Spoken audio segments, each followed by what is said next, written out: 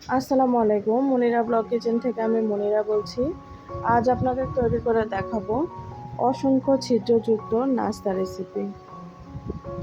যে কেউ এই নাস্তাটি তৈরি করে নিতে পারবেন খুব সহজে, সকালের নাস্তা হিসাবে বা বাচ্চাদের টিফিনে কিন্তু এটা দিতে পারেন। খুব হেলদি একটি নাস্তা রেসিপি। তো এটা কিন্তু অসংখ্য ছিদ্রযুক্ত হয়। দেখুন, এই যে অসংখ্য ছিদ্রযুক্ত একটা নাস্তা দিবেন ফ্রাই প্যানে আর উঠাবেন। একদম সময় লাগবে না, 1 মিনিট মতো সময়ের মধ্যেই কমপ্লিট হয়ে যাবে প্রতিটি নাস্তাটি তৈরি করার জন্য আমি এখানে প্রথমে একটা বাটি নিয়েছি। বাটির মধ্যে চালের গুঁড়া নিয়ে নেব।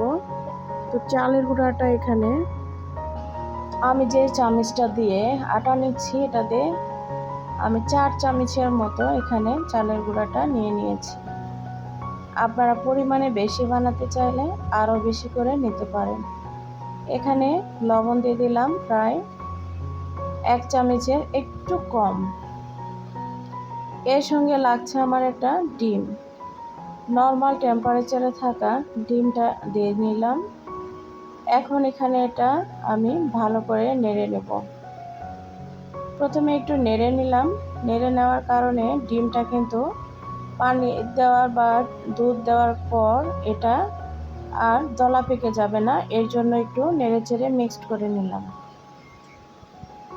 এখন এখানে দুধ দিয়ে দিলাম। গুঁড়া দুধ বা লিকুইড দুধ, যে কোনো একটা দুধ এখানে ব্যবহার করবেন। আর এখানে অবশ্যই দুধটা গরম করে নেবেন। দুধটা এমনভাবে গরম করে নেবেন যেন একটা আঙ্গুল চুবাইতে গেলে আঙ্গুলে দুধটা গরম সহ্য করতে পারে না, এরকম। তবে ফুটন্ত দুধ অবশ্যই এখানে দিবেন না। তো দুধটা আমি এখানে ধাপে ধাপে ব্যবহার করব। আমি এখানে ব্যাটারটাকে নেড়ে চেড়ে মিক্সড করে নেব আর একটু পর পর দুধ দিয়ে এটাকে মিক্সড করে নেব। যতক্ষণ না ব্যাটারটা ঠিক মতো তৈরি হচ্ছে ততক্ষণ এখানে দুধটা দেওয়া লাগবে। তো এই যে একটা হ্যান্ড হুইস্ক বা এরকম চামচের সাহায্যে দুধটাকে এই চালের গুঁড়াগুলোর সঙ্গে ভালো করে মিক্সড করে নিতে হবে।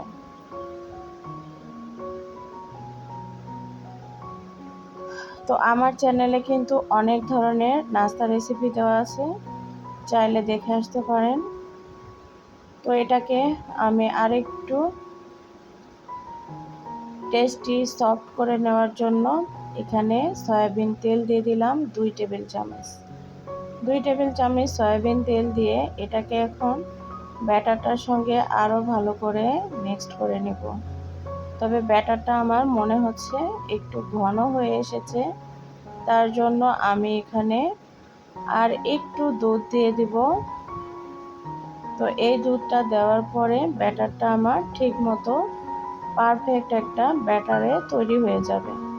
তো এটাকে আমি আরও ভালো করে মিক্সড করে 10 মিনিটের জন্য রেস্টে রেখে দেব। এই রেস্টে রাখার কারণে নাস্তাটা তৈরি করার সময় খুব সুন্দরভাবে তৈরি হবে। এই যে দেখতে পেলেন কি রকম ঘনত্বটা হয়েছে। তো এটাকে এখন এভাবেই ভালো করে নেড়ে রেখে দিয়েছিলাম 10 মিনিট বা 20 মিনিট, যে কোনো টাইমে রেখে দিতে পারেন। এখন দেখুন, ফ্রাই প্যানটা আমি একটু সামান্য তেল দিয়ে ব্রাশ করে নিয়েছিলাম। তেলটা কেমন নিয়েছি দেখতেই পাচ্ছেন। এখন প্রথম যেহেতু আমি নাস্তাটা তৈরি করে নিচ্ছি, সেই ক্ষেত্রে এখনও তেমনভাবে কড়াইটা গরম হয়নি, যার জন্য প্রথম নাস্তাগুলো একটু ছিদ্রযুক্ত, জালিদার কম হবে। তো এই যে এটা তৈরি হয়ে এসেছে।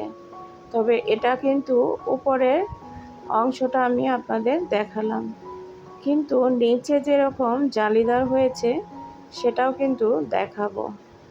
এই যে আবারও একটু ব্যাটার দিয়ে নিলাম, দিয়ে ব্যাটারটাকে একটু চামচের সাহায্যে ছড়িয়ে দিলাম। এখন ঢাকনা দিয়ে ঢেকে রেখে দেব।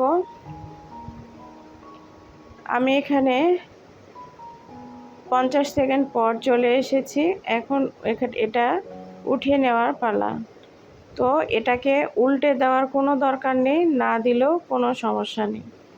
তবে এই যে দেখুন পিছন পাটটা এরকম হয়েছে। তো আবার একটা তৈরি করব। এখানে একটা টিপস হচ্ছে, চুলার হিটটাকে অবশ্যই মিডিয়াম হিটে রাখতে হবে। কোনোভাবে লো হিটে এটা তৈরি করা সম্ভব না, সেই ক্ষেত্রে ভালো লাগবে না বা ভালো হবেও না। তো এখন আমি এটাকে দেখুন উঠিয়ে নিব।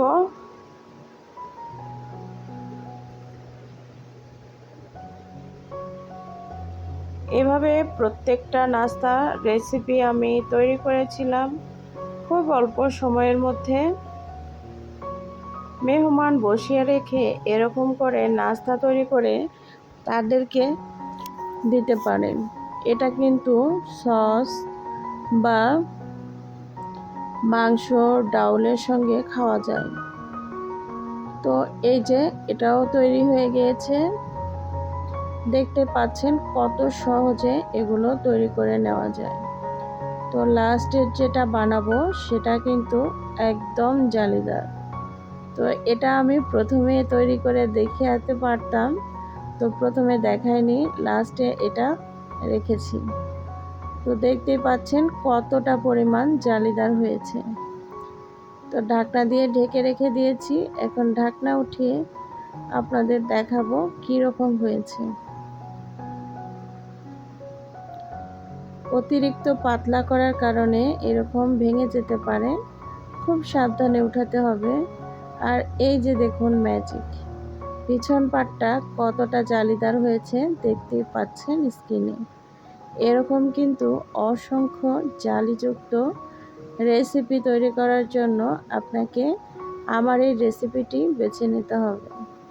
তো ফাইনালি আমার রেসিপিটি একদম রেডি।